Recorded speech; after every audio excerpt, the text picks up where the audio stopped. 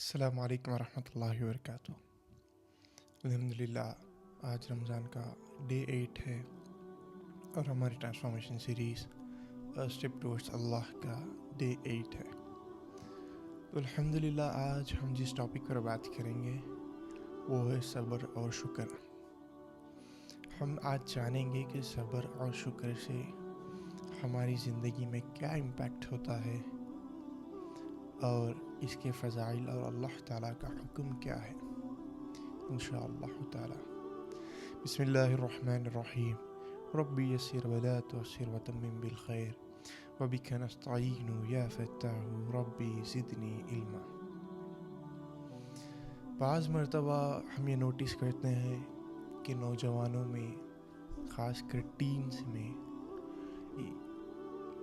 Personality انہوں نے build up کر لی ہے کہ جن میں وہ نہ تو صبر ان میں ہے نہ ہی ان میں شکر ہے۔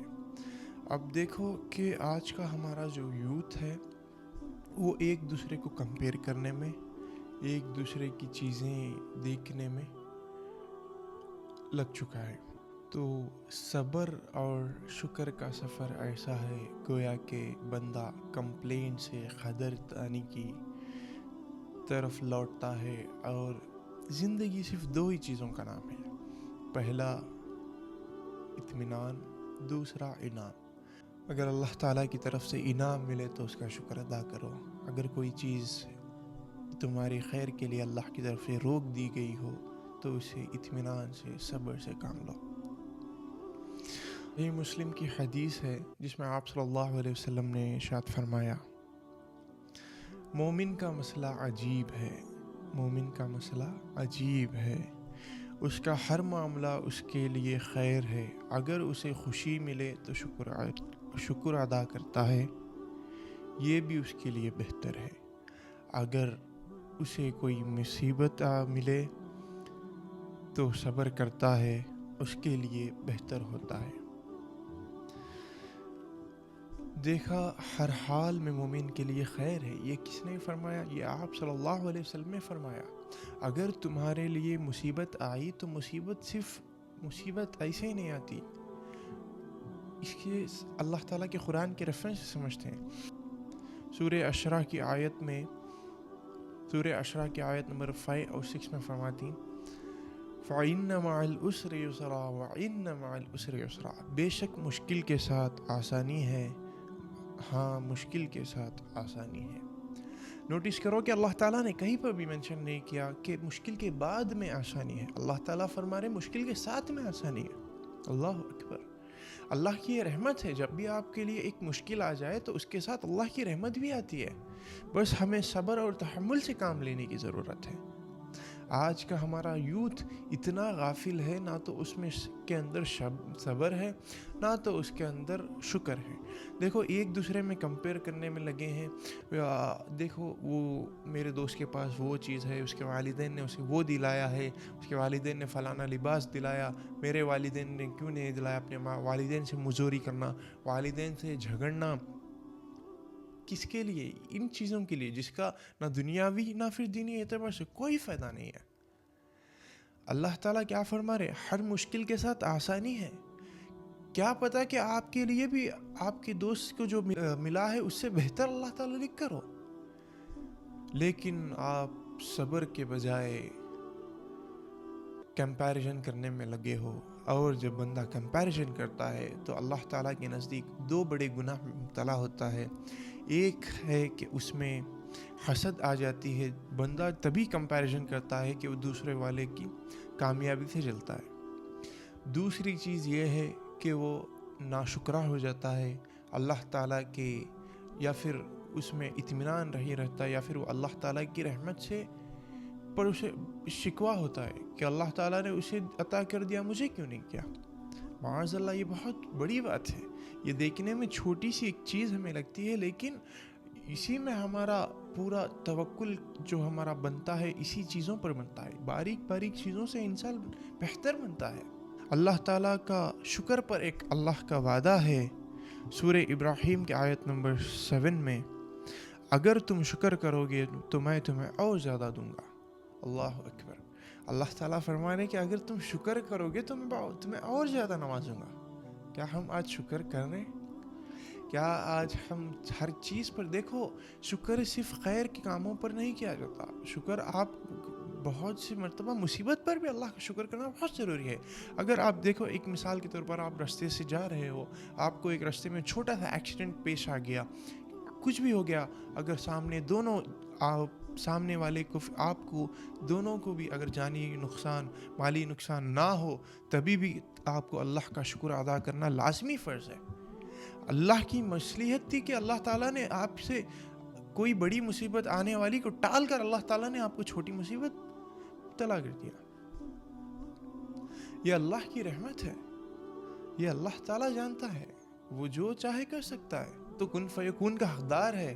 رضائے رب پہ راضی رہنا گویا کہ اس طرح کہ آپ کو مصیبت مل جائے تو آپ رضائے رب پر راضی ہیں، آپ کے دل میں کوئی شکوہ نہیں، حرج یا پھر آپ کو کوئی دنیا کی اوپینین سے، کسی کے اوپینین سے آپ کو کوئی غرض نہیں، نہ کوئی شکوہ اللہ سے آپ کرو گے. رضائے رب پہ راضی رہنا ایسا ہے کہ اگر کوئی آپ کو کوئی کام آپ کا بن رہا تو آپ اللہ کی رضا پر راضی ہو. اگر آپ کا کوئی کام بنتے بنتے رہ گیا تب آپ اللہ کی رضا پر راضی رہ کر اس سے شکر ادا کرو گے اور صبر سے کام لو گے کہ یا اللہ، میں جانتا ہوں کہ اس میں کوئی شر تھا، اسی لیے تو نے میرا یہ کام روک دیا ہے.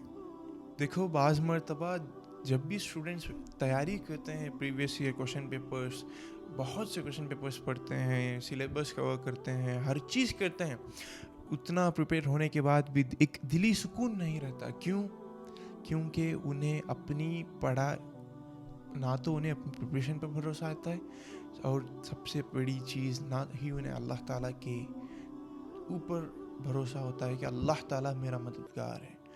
جب دل میں یہ آج خیال آ جائے کہ اللہ میرا مددگار ہے، اللہ کی مرضی کے بغیر اگر آج مجھے کامیابی ملے گی تو اللہ سے ملے گی، اگر گویا کہ اس میں کوئی شر ہے تو وہ میرا نقصان بھی میرے لیے بہتر ہے. یہ رضائے رب پہ راضی رہنا اسے کہتے ہیں. ایک واقعہ بیان کرتا ہوں جس میں ایک عورت ہوتی ہے جو عمرے میں طواف کرتی رہتی ہے اور وہ کہتی ہے کہ یا اللہ، میں ہر حال میں تجھ سے راضی ہوں، یا اللہ میں اس حال میں بھی تجھ سے راضی ہوں، یا اللہ میں اس حال میں بھی تجھ سے راضی ہوں. جب وہاں کے کچھ فقہا یا پھر علماء دیکھتے ہیں کہ عورت کیا کہہ رہی ہے، تو اسے جب کنارے پر بلا کر اس سے تفتیش کی جاتی ہے تو وہ ماں بیان کرتی ہے. اس کا واقعہ کچھ اس طرح ہے کہ آپ سن لو گے تو آپ کا دل بھی لرز اٹھے گا. وہ ماں بیان کرتی ہے اس کی 3 بیٹے تھے، یہ تینوں نادان تھے، اور بقرعید کے چند دنوں کے بعد ماں جب تندور کے پاس اپنے سب سے چھوٹے بیٹے کو پاس میں بٹھا کر روٹی پکا رہی تھی تو دونوں بڑا اور چھوٹا بیٹا کمرے میں کچھ کھیل رہے تھے. کھیلتے کھیلتے انہوں نے ایسا کھیل چالو کر لیا کہ اس نے بڑے نے چھوٹے کو بتایا، دیکھو ابو نے قربانی میں اس طرح بکرے پر چھری پھیری تھی. تو بتاتے بتاتے اس نے اپنے چھوٹے بھائی کی گلے پر چھری پھیر دی، اور وہ خون دیکھ کر وہ بچہ چلانے لگا اور ڈر کے مارے گھر کے پچھلے حصے میں جہاں پر کباڑ پڑا ہوا رہتا ہے وہاں جا کر چھپ گیا. اور جب ماں چلانے کی آواز آ کر دیکھتی ہے تو اس کے سامنے اس کا دوسرا بچہ ننھا جان وہ خون میں لپٹا ہوا فرش پر پڑا ہے، جس کی گردن کٹ چکی ہے، جس کے جسم سے جان چلی گئی. اللہ اکبر! یہ ماں کے لیے بہت بڑا امتحان ہے. ماں وہ ہے جس کے ابھی جو اگر ایک ماں کا بچہ جنا ہے اور اگر وہ بھی جب پہلی بار بھوک کی شدت سے پکارتا ہے تو ماں کا دل لرز اٹھتا ہے. یہ ماں کا واقعہ اس طرح ہے کہ اس نے اپنی اولاد کو کٹا ہوا فرش پر دیکھ لیا، اور جب اسے خیال آتا ہے کہ میرا بڑا بیٹا کہاں چلا گیا، دیکھتے ہیں جس نے یہ حرکت کی وہ کہاں ہے. جب وہ اسے ڈھونڈتی ہے، تلاش کرتی ہے، وہ جا کر دیکھتی ہے کہ یہ کباڑ میں پچھلے حصے میں گھر کے پڑا تھا، تو یہ دیکھتی ہے کہ وہ بھی مرا پڑا ہے. وہ کباڑ میں وہیں پر ایک سانپ بیٹھا تھا جس کے ڈھسنے سے اس لڑکے کی بھی موت ہو گئی. اب اس ماں کے دونوں بچے چلے گئے، اور اب اس ماں اس کو خیال آتا ہے کہ میرا سب سے چھوٹا جو بچہ تھا، جسے چلنا بھی نہیں آتا، جسے بولنا بھی نہیں آتا، وہ تندور کے پاس میں جب روٹیاں بیل رہی تھی تو وہ پاس بیٹھا تھا. اس کو دیکھنے جب وہ جاتی ہے تو وہ بچہ اس کی آنکھوں کے سامنے رینگتے رینگتے جا کر تندور میں گر گیا اور زندہ تندور میں جل کر مر گیا. اللہ اکبر. تو یہ ماں اللہ سے کہہ رہی، کون سی ماں کہہ رہی اللہ سے میں اس حال میں بھی تجھ سے راضی ہوں؟ وہ ماں جس نے اپنی آنکھوں سے تینوں اپنے فرزند کا جنازہ آنکھوں سے دیکھ لیا ہو، جو نہ ہی بڑے بچے تھے، ننھے سے جان تھے. یہ رضائے رب پہ راضی رہنا ہے. اللہ تعالیٰ سے کہنا ہے اللہ یہ تیری چیز تھی، یہ تیری امانت تھی، جو نہ تو میں اس پر غمزدہ ہوں، نہ ہی مجھے تجھ سے کوئی شکوہ ہے. میں تیرے ہر فیصلے پر راضی ہوں. یا رب تیری امانت ہے، میں بھی تیری طرف لوٹ کر آنے والا ہوں. تو کوشش کرو انشاءاللہ تعالی آج سے آپ لوگ اپنی زندگی میں آج سے ہر دن عزم کرو گے کہ 3 ایسی چیزیں روزانہ آپ یاد کرو گے جس پر صبر کرو گے، اور 5 ایسی چیزیں ڈھونڈو گے جس پر آپ اللہ کا شکر کرو گے روزانہ. اور کوشش کرو کہ ہر نماز کے بعد 1 منٹ بیٹھ کر 100 مرتبہ دل سے اللہ کا شکر ادا کرو الحمدللہ کہہ کر. دیکھو صبر اسے نہیں کہتے جسے آنکھوں میں آنسو آئے. صبر وہ ہے کہ آپ کو اللہ تعالیٰ سے کوئی شکوہ نہ ہو. اور الحمدللہ اللہ کا شکر ادا کرنا بھی صرف الحمدللہ کہنے کو نہیں کہتے، اللہ کا شکر ادا کرنا اس چیز کو کہتے ہیں کہ آپ کو جو ملے آپ اس پر راضی ہو. تو انشاءاللہ کوشش کرو کہ آپ اس رمضان سے اپنے آپ کے اپنی اندر صبر اور شکر سے اللہ سے مدد حاصل کرو گے.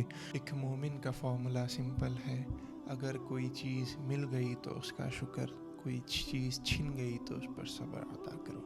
جس نے یہ سیکھ لیا اس کا دل کبھی نہیں ٹوٹتا، اس کا دل کبھی اللہ کی رحمت سے مایوس نہیں ہوتا. اللہ تعالیٰ سے دعا ہے اللہ تعالیٰ ہم سب کو کہنے سننے سے زیادہ عمل کی توفیق عطا فرمائے. اللہ تعالیٰ اس رمضان میں ہم سب کو بہترین انسان بن کر، عبادت کرنے والا، ایمان والا بن کر زندگی گزارنے کی توفیق عطا فرمائے. وآخر الدعوانا الحمدللہ رب العالمین. السلام علیکم ورحمۃ اللہ وبرکاتہ.